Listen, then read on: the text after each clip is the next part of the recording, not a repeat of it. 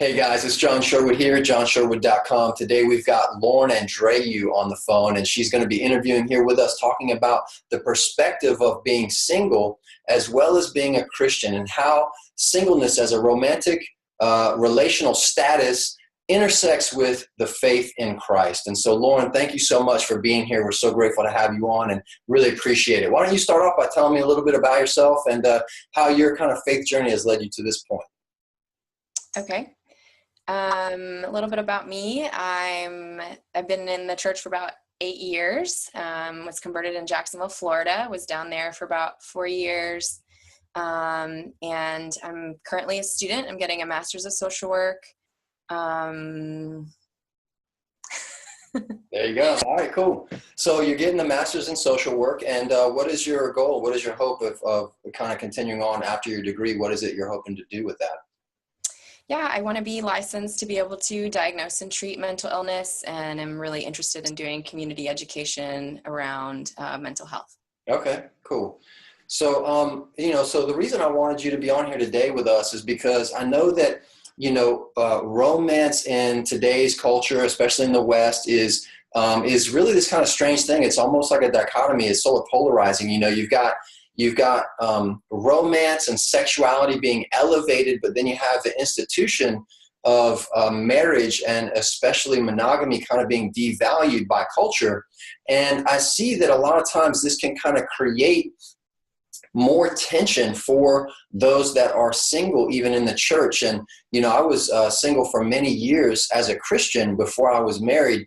And I know that a lot of times I could really struggle with kind of where is my place in the church and where is my place in culture and in society, and where the differences are between those. And so I wanted to have you on today because I know that kind of in your own faith journey, you've been single this whole time as you've been a Christian. Is that right? Yeah. Okay. So what has been your experience? How have you seen being single intersect with your faith, and then also intersect with your life in the society around you? Sure. Well, I can start with society around me. For sure, like in my master's program and everything, kind of what you were talking about that being elevated in a way, like I'm totally free to develop professionally, and it's kind of seen as sort of like a golden time to be able to do that and not having like a relationship or whatever.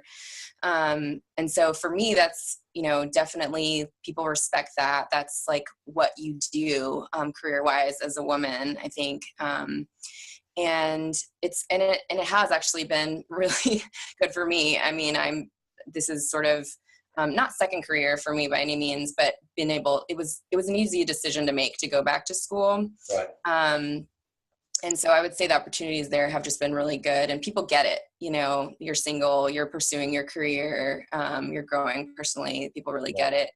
And then I would say, as a single in the church, I think sometimes, I don't know, there's very much like, you can feel like there's something missing maybe if you're not in a relationship or you're not married. I mean, and I think people don't always do it intentionally, but kind of that pressure of like, oh, who are you dating? Why aren't you dating? Are you married? When are Right. And in some ways it's really nice. People can set you up and things, but that urgency to get you into a relationship, even though you might be comfortable at this moment, being single, Right. can be a thing.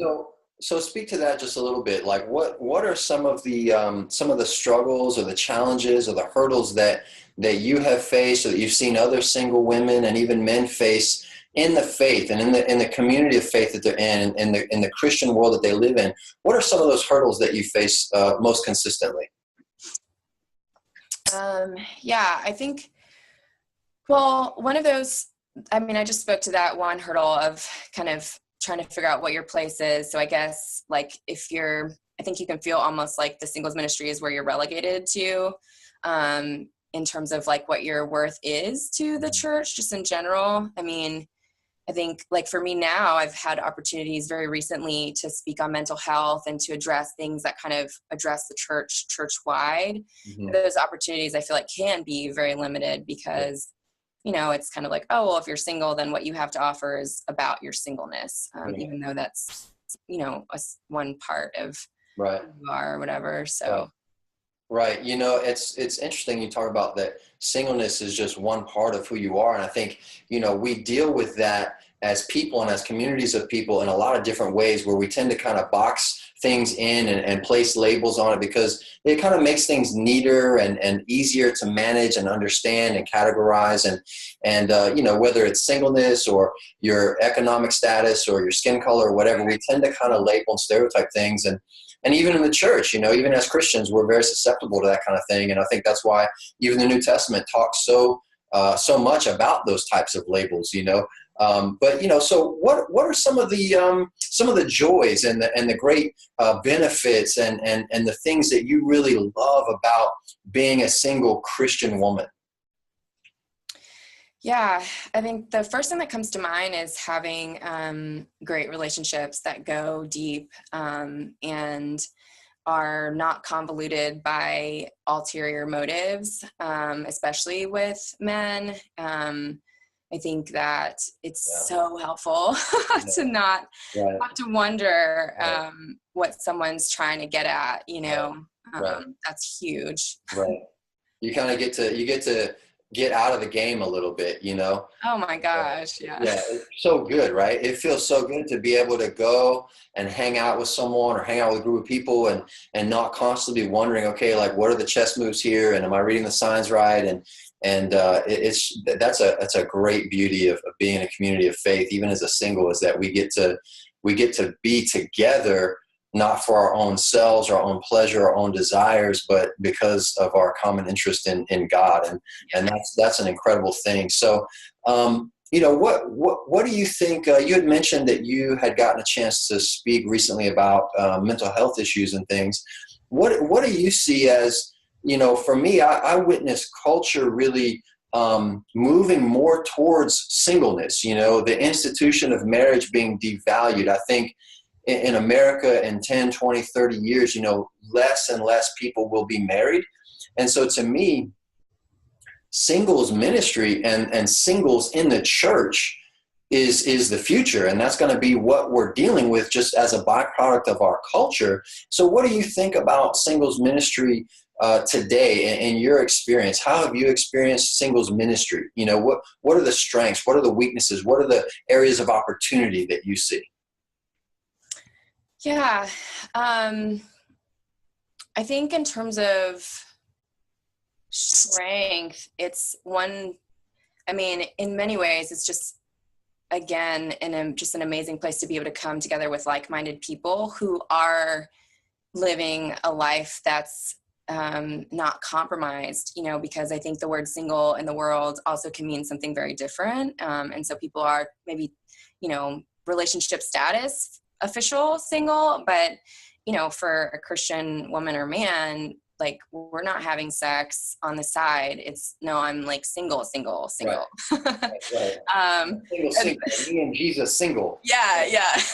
So I think being a part of singles ministry is just, I mean, it's amazing to be with people who are in the same fight as you, who are out there in the world saying no to impurity, who are being completely countercultural in that, and are doing it in a way that, you know, they're like, yeah, let's do this thing. So that's definitely a huge plus. And then I think also having people who you can dial up real quick to do spontaneous, fun things with that, you know, don't necessarily have to check in with anyone, and you can go on a road trip or travel to another country, and that those plans can be made really quickly. I think that's also just a great fun part of being in a singles ministry, I would say. Right.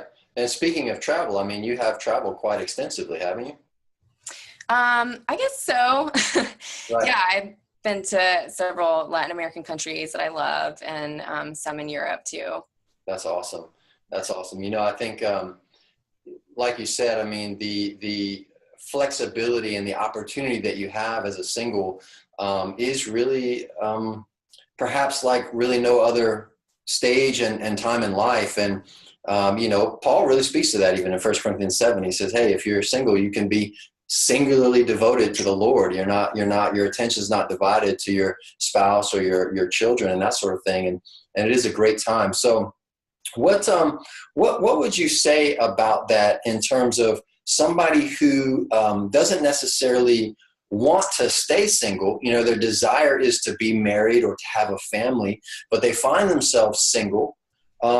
How does that person as a Christian really deal with and cope with desiring this other life stage that they're not in currently, but still trying to make the most of and make the best of where they're at? Can you speak to that maybe? Sure. I think first it's realizing that the grass isn't greener on the other side, having sort of sober judgment of what marriage is by getting to know people who are married and who will tell you immediately, but then I think so I guess that leads to saying, well, how am I going to make the most of this time of my life? I don't want to, for me personally, look back with any regret. And so, I'm just like, let's live the heck out of life and do everything that I can right now.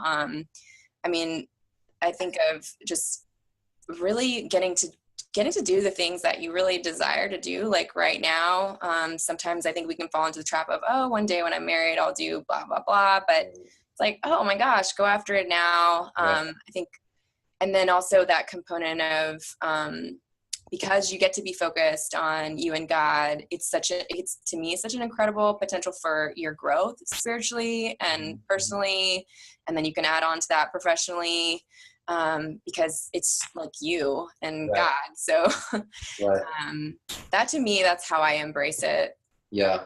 You mentioned the grass being greener and how that's often kind of this illusion, relationship and romance and marriage, even in the church, can be presented as this sort of like promised land, that, hey, when you're married, it's like you live happily ever after, and everything is hunky dory. And that's really the way that, romantic comedies and Hollywood and pop culture sort of presented is, hey, you finally land the kiss with the person that it's taking you 2 hours of convolutedness to finally get to, and then there's no problems afterward. And you're right, it's like that really is just this kind of fantasy lie that I think can really set up false expectations and therefore disappointment. And so I think that's a great point. Well, listen, I really appreciate you coming on here and being able to chat with us about singleness. Would you have any advice or resources maybe for those who are single and who are maybe struggling with their stage in being single, or who are single and struggling with, being able to really embrace and live life to the full as Jesus promised them in that life stage?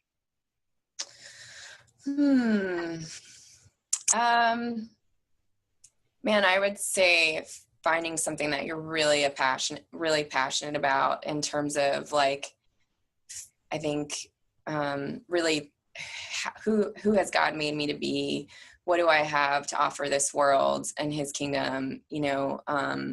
What is it, that thing that I can do better than anyone can do? And that could be as simple as maybe I write the best freaking cards ever. I don't know, but just, I think that to me is life-giving, when you wake up in the morning and you're like, I know what I need to do today. So Right. Yeah, that's great.